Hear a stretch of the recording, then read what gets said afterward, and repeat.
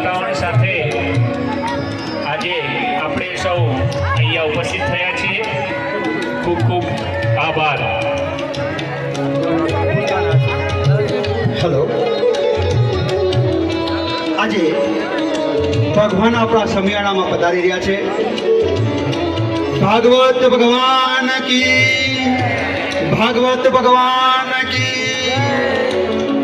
આપણે સૌ વ્યવસ્થાના ભાગરૂપે જે વિભાગ છે એ વિભાગમાં પહોંચી જઈશું.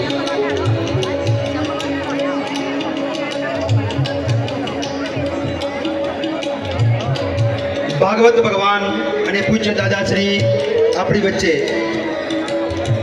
પધારી રહ્યા છે.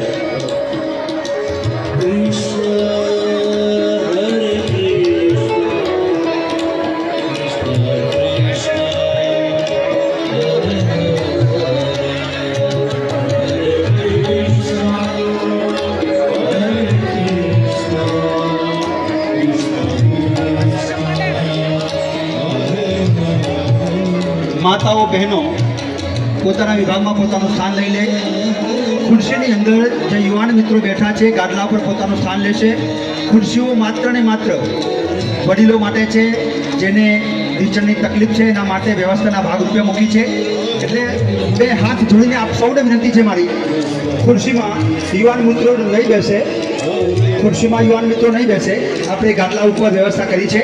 આપણે સૌ પોતાનું સ્થાન લઈશું.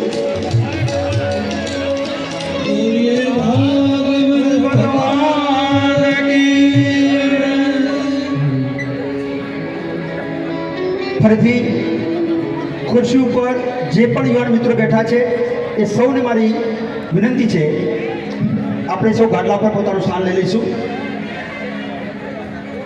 જે માતાઓ બહેનોને પગની તકલીફ છે એના માટે ખુરશી મૂકેલી છે, ન બેસી શકતા હોય એના માટે વ્યવસ્થાના ભાગરૂપે.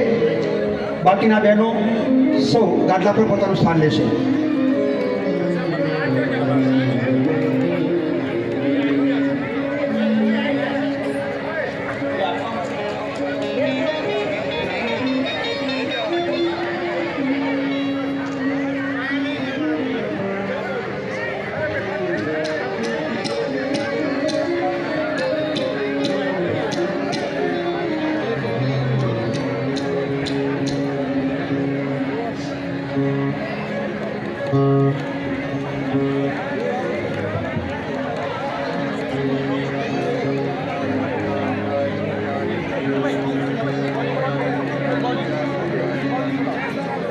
જે પેસેજમાં જમણી સાઈડે પેસેજમાં જે પુરુષ વર્ગ ઊભો છે એ પુરુષ વર્ગમાં આવી જાય. આ બાજુ પોતાનું સ્થાન લઈ લેશે. ત્યાં પણ પાછળ યુવાન મિત્રો ઊભા છે, અહીંયા ગાદલા પર પોતાનું સ્થાન લઈ લેશે. આપણે કોઈએ ઊભા નથી રહેવું, આપણે કોઈએ ઊભા નથી રહેવું. જે પણ મિત્રો ઊભા છે એ સૌને વિનંતી છે કે ગાદલા ઉપર પોતાનું સ્થાન લઈ લેશે. આવો આગળ. હજુ કેટલાક યુવાન મિત્રો ઊભા છે, આવો આગળ ગાદલા ઉપર આપ સ્થાન લેશો.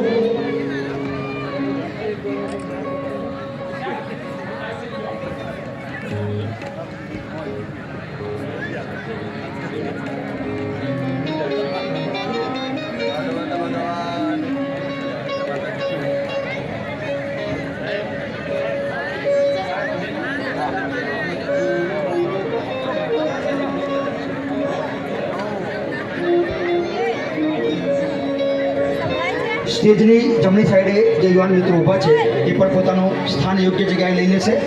માત્ર